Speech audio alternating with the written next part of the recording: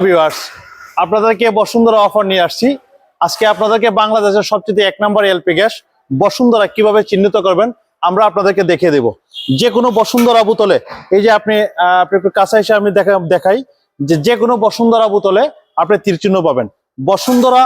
Bashundhara gas আপনার মনে করেন কয়েকটা 12 কেজি তারপরে 30 কেজি হয়। তো 12 কেজি বোতলের মধ্যে দুইটা লাল কালার বোতল পাইবেন, একটা হলো হলুদ, একটা হলো লাল। প্রত্যেকটা বোতলের মধ্যে আপনি তীর চিহ্ন পাবেন, যেটা বাংলাদেশের 1 নম্বর এলপি গ্যাস। বাংলাদেশে 1 নম্বর এলপি গ্যাস বসুন্ধরা কি কি কারণে ব্যবহার করবেন আমরা একটু ঘুরে দেখাই ডিপুটা।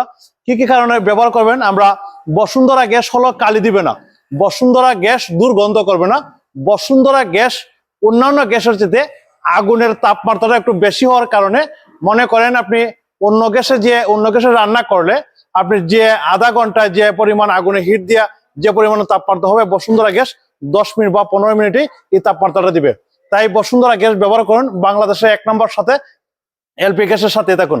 ধন্যবাদ।